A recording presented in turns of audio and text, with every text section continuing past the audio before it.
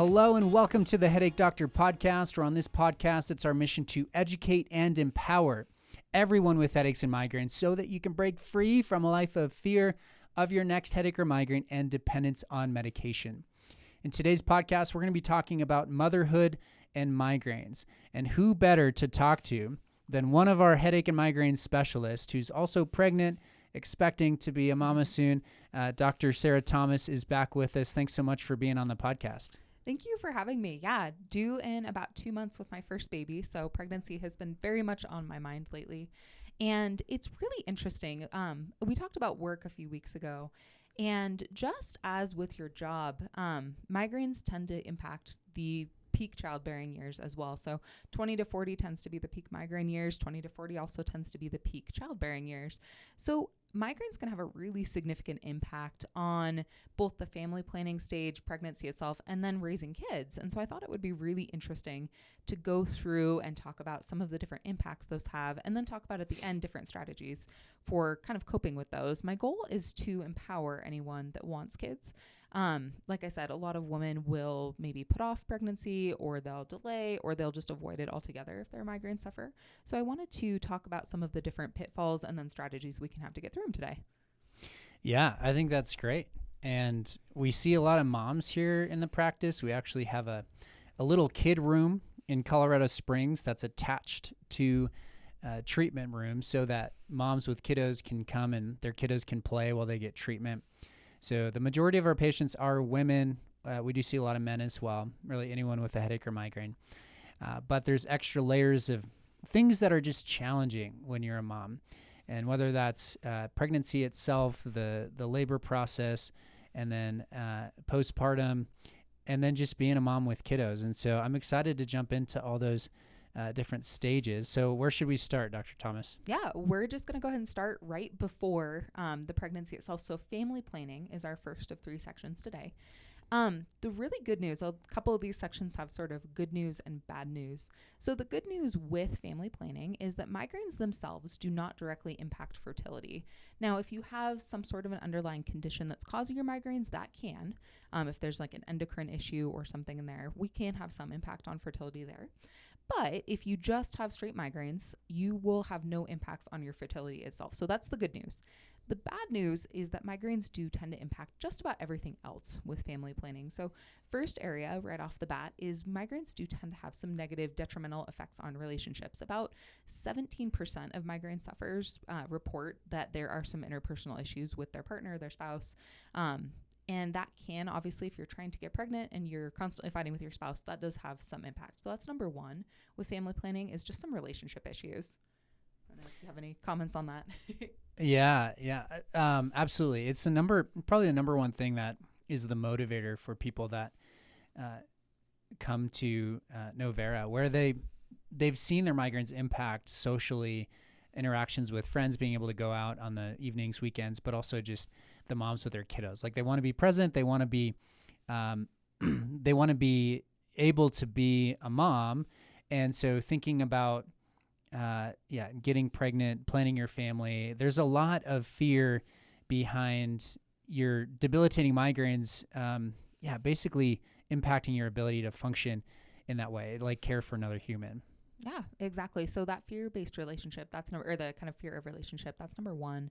Number 2, and kind of 3, I'll talk about them together, are just some health concerns. So a lot of times with medications, for example, that they will prescribe for migraine, they aren't suitable for pregnancy. So they're not safe for the baby that's developing. So a lot of times if you do become pregnant while you're on those medications, you're going to have to switch to something else or go off of them. And I don't have an exhaustive list. That's really not our place at Novera to talk about what meds you can or cannot take. But that can be a really big concern when you're initiating treatment. You're looking to initiate pregnancy, is you may not be able to take your same medication regime.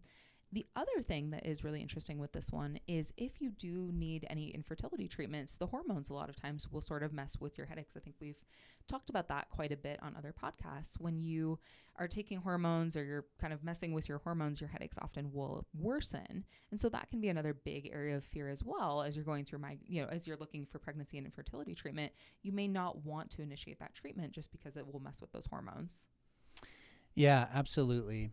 We do find that a lot of women come to see us because we don't use medication. We get people off of medication, so we're a really good option during pregnancy. Sometimes women will have an increase in the frequency of their migraines during pregnancy, and other times it'll be sort of a protectant because hormone levels tend to stabilize. But in the trying to get in the family planning process of trying to get pregnant, different hormone therapies or treatments that might be tried, can potentially make the environment or the systemic environment, like your body's experiencing this pain pattern in, more challenging. And so there's complications that arise. The underlying theme, though, is that we at Novera don't have to treat hormones. We don't have to stabilize hormones. We don't have to really do anything with hormones ourselves. If we address the underlying problem, then you have the pain signal itself is dying down. The tension, the thing that's causing the migraine pain symptoms, is dying down. And even in that environment, it's super helpful. So just because you are noticing a connection between your migraines and something hormonally doesn't mean that the hormones are the solution or the only avenue to correct the migraine symptoms. And that's why we have success with women during this stage. Yeah, and I think that's a really good empowering thing as we work to sort of dispel this fear around kids, is just realizing that, if we get that tension calmed down, those hormones are much less of an issue. Last issue that women will face with family planning is around cost. So it was actually my first podcast episode. We talked about how much migraines cost in a year, and it very easily can get over $10,000. Your first year, I think our number was somewhere around $11,000 to $12,000, if I remember correctly. If you lose your job or kind of go down to part-time, that number can very easily climb. Migraine treatment itself is very expensive, and kids are expensive. So one study I looked at one article talked about just specifically around infertility. Infertility is also very expensive, those type of treatments. So, and I would argue just kids in general are very expensive. So if you are struggling with migraines and you're paying for that and you're trying to go through that process, a lot of times you are less likely to want to initiate a pregnancy as well because of the fear of cost. And I can relate to this one personally. I'm not a migraine sufferer, but my husband and I were in California up until about a year ago, a little over or under a year. And we specifically, just because cost of living was so high, that was not a good time for us to have kids. There's a reason we waited until we came to Colorado to have any kids. It's just, if there's already a lot of cost barriers, a lot of women are not going to initiate a pregnancy just for fear of the money. Yeah. I think that's a very real consideration as a dad. I would say, and this probably doesn't need to be said, but I'm gonna say it. Like, kids are, they're worth it, and so if the cost feels like a barrier, and you're debating on, should we start a family or not? I mean, as a parent, this is less of a provider, but I would encourage you to, just move forward, and the kids are a blessing. So. But yes, Colorado's expensive as well. So it's not as if moving here was probably dramatically different, I would assume, but definitely less. Quite a bit, actually. Yeah. Oh, really? We got a pay raise and our rent went down by a third. So actually, yes. Seriously? Mm-hmm. Okay. California is very expensive. Sorry, everyone in California. Yeah. Okay. Well, good. Yeah, and I'm glad you moved here. Yeah. We're happy to be here. Yeah. Okay, so what's the next stage that someone might be impacted with their migraines and then looking at starting a family? Yeah, so let's say you get through all those barriers. About 20% of women will not make it through those barriers. A lot of, like I said, research indicates around 1 out of 5 women will just avoid pregnancy with migraines. But if you make it to the next stage is pregnancy itself. Good news with pregnancy. Like I said, good news and bad news for a lot of these. So good news is that a lot of times your migraines, if you are a chronic migraine sufferer, your migraines a lot of times will actually reduce during pregnancy. Dr. Taves talked about that a moment ago, where your hormones tend to be a lot more stable especially once you get through that first trimester. And a lot of women will see a reduction in headaches. So I actually worked with a patient who I believe had 5 children, and she talked about how she just felt her best during pregnancy, which is a funny thing to say. to the point her family was telling her, just keep getting pregnant, keep having kids, because that's when you feel good. That's actually not uncommon. Again, just because those hormones stabilize, you can actually experience a really great kind of feel good sensation with pregnancy, that your headaches actually go down. The bad news is that's not the case for everyone. A lot of women, about 15 to 20% of women, will suffer from migraines during their pregnancy. Anyone who's been pregnant knows there's a lot that goes into it. You're more easily dehydrated. Your hormones are all over the place, especially during trimester 1. They tend to stabilize a little later, but that first trimester, especially when your body is getting used to being pregnant, your hormones are all over the place, more easily dehydrated. Increased blood volume is another one. So a lot of women will experience migraine during their pregnancy, and that can definitely be an issue. Yeah. In addition to that, there's physical changes in like joint mobility, and then also, or joint stability, and then also the change of you're adding weight, and specifically,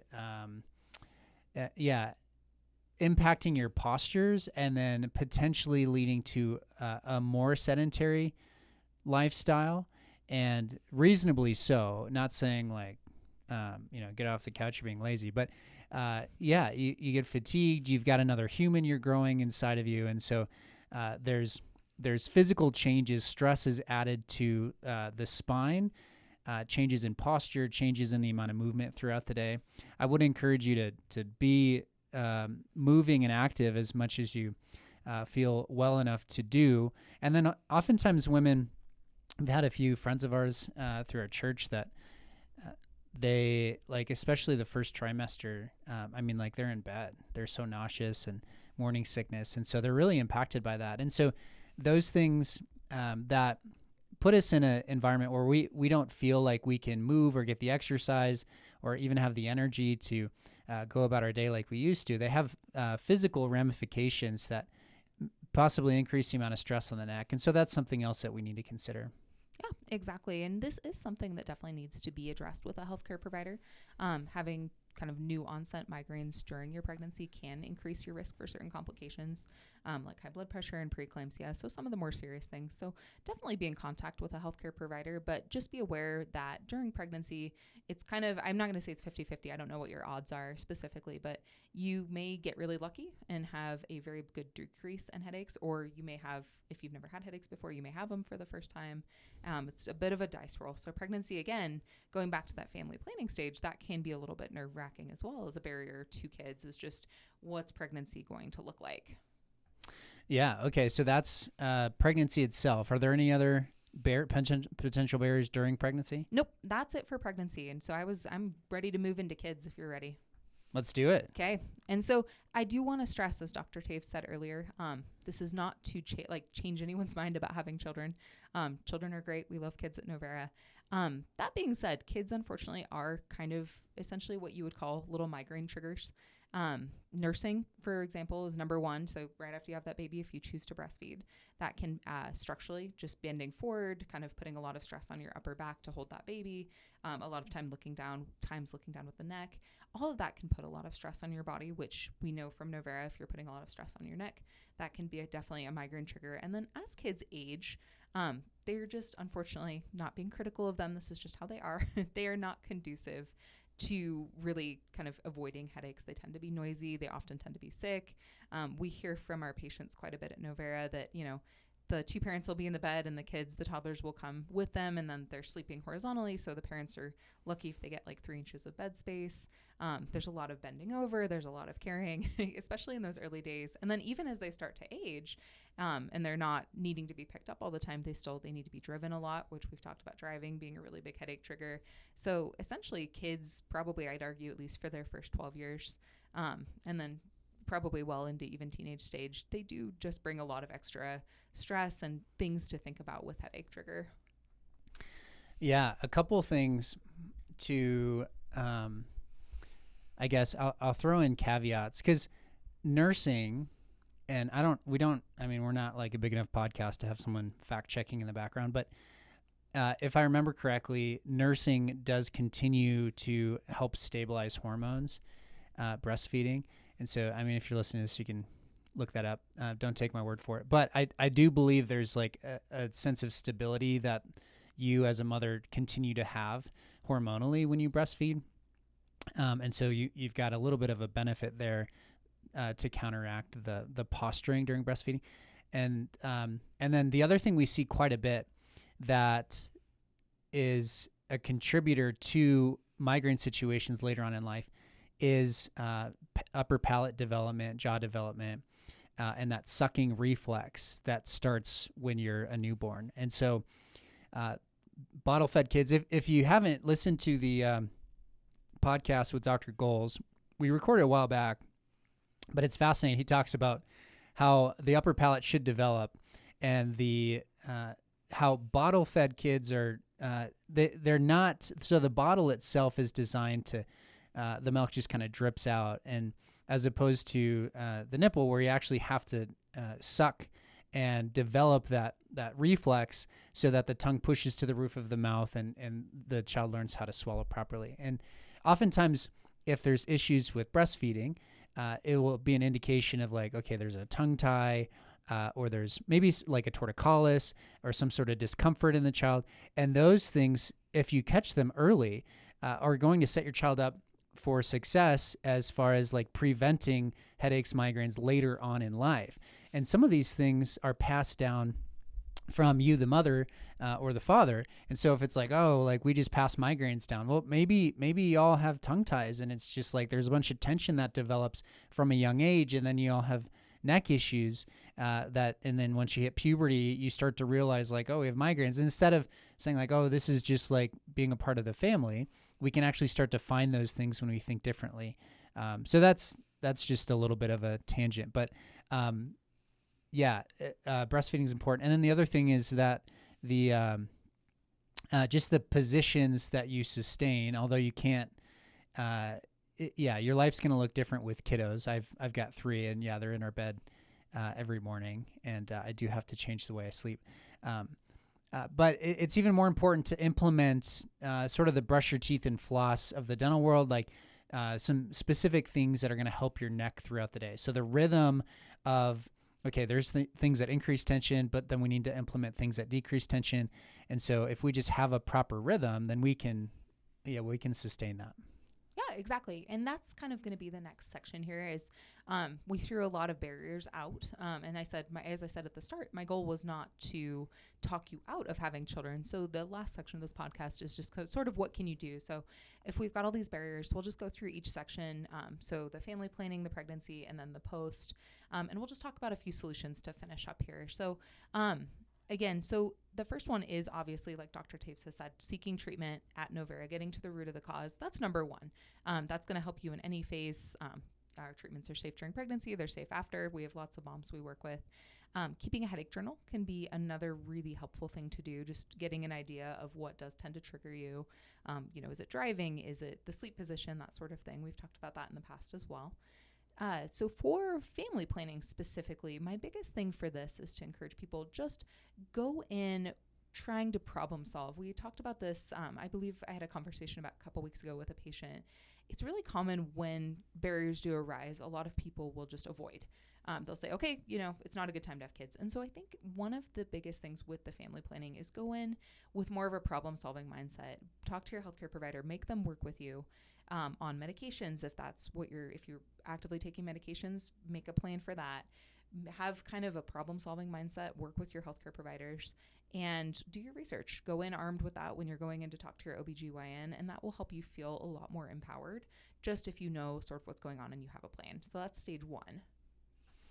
Yeah, and just a little plug for our experience here at Novera. I can think of a few people, and there's probably several, that when they came to us, they had so much fear that they didn't want to get pregnant.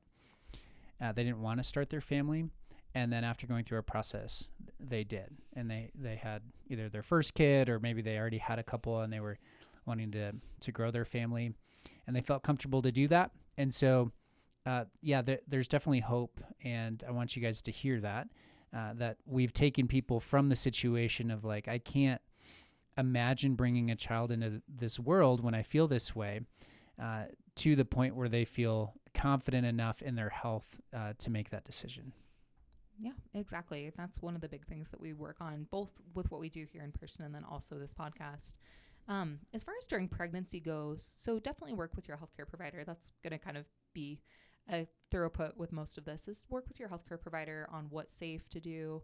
Definitely pursue the natural solutions, and then do the best you can during your pregnancy just to practice really good self-care. So getting enough sleep is important, making sure you're keeping your blood sugar pretty stable throughout the day. We've talked about that with, I think Dr. Wong talked about the spikes in blood sugar kind of going up and down can really trigger headaches. So definitely making sure you're caring for your blood sugar adequately, staying hydrated, getting enough rest, and just listening to your body more than anything.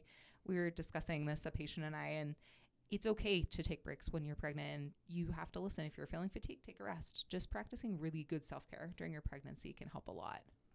Absolutely. I do think that there is a sense of,